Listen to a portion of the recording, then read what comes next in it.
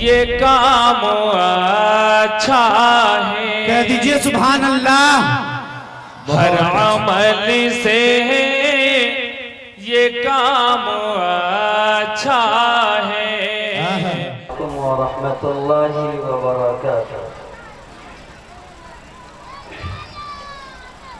میں اپنی گفتگو شروع کرنے سے پہلے آپ حضرات سے ایک درخواست ایک گزارش کروں گا، آپ حضرات ہماری درخواست کو قبول فرمائیں گے؟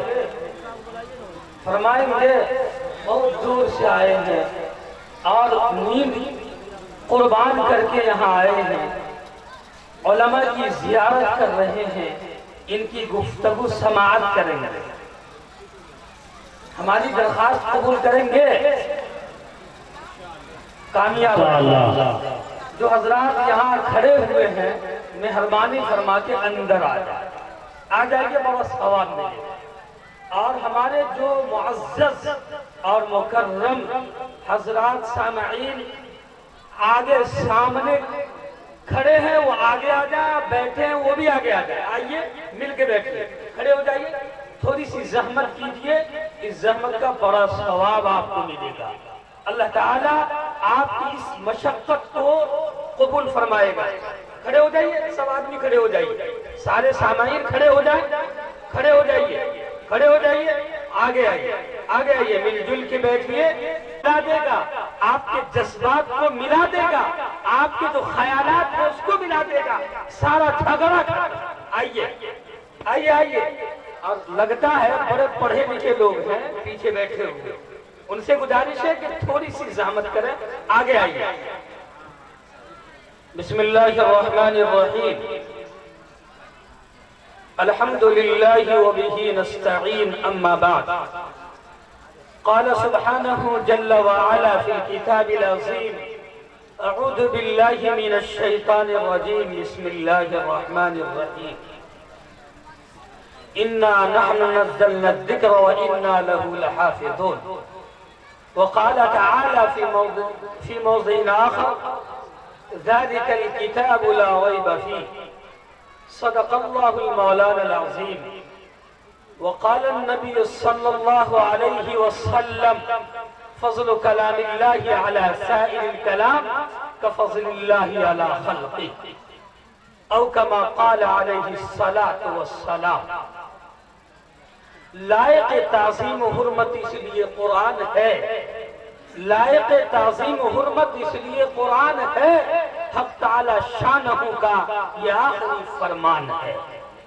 اس صحیفے کی الگ ہی شان ہے، اس صحیفے کی الگ ہی شان ہے، اس کے ایک ایک حرف میں عرفان ہی عرفان ہے۔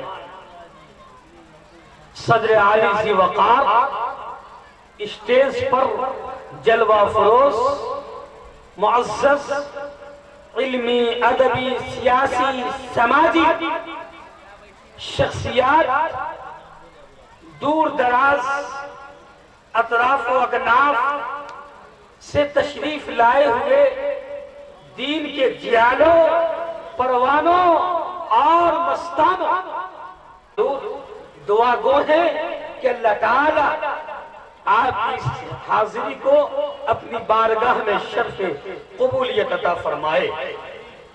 میں نے قرآن مقدس کی 2 آیتیں تلاوت کی، اس کے بعد ایک موٹی سی مشہور حدیث پڑھا ہے۔ انہی آیتوں اور حدیث کی روشنی میں چند باتیں عرض کروں گا۔ کوئی لمبی چوڑی بات گفتگو کرنے کی میری عادت بھی نہیں ہے، اور تمہیدات اور بلا وجہ کے فالتو بکواسات میں پڑھتا بھی نہیں ہوں۔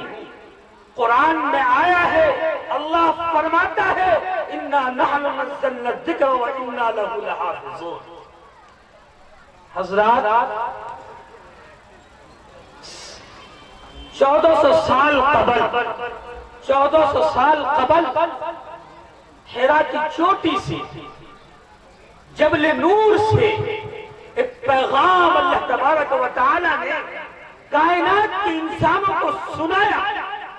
اس بلند و بالا چوٹی سے ایک دستور دیا، ایک منشور دیا اور ایک مضبوط اور مستحکم پیغام عطا کیا، اور وہ پیغام مرتب انداز میں دیا، منظم انداز میں دیا، اور صرف دے ہی نہیں دیا بلکہ اس کو محفوظ رکھنے کی ذمہ داری دی۔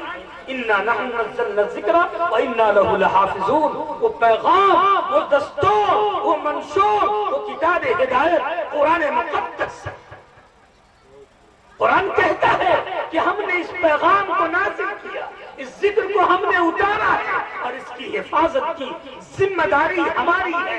آج سے 1400 سال قبل جس طرح قرآن نازل ہوا، اسی طرح منوان پوری شان و شوکت کے ساتھ، پورے جاہ و جلال کے ساتھ، پوری صداقت کے ساتھ، پوری حقانیت کے ساتھ، اور پوری رفعت و بلندی کے ساتھ، پوری تقدس اور پاکیزگی کے ساتھ زندہ ہے اور زندہ رہے گی۔ اب 1400 سال پہلے کی تاریخ پر نظر دوڑائیے اور دیکھیے حالات کو۔ محمد عربی تشریف لا رہے ہیں، قرآن نازل ہو رہا ہے، نبوت کا تاج آپ کے سر پر ڈال دیا گیا ہے۔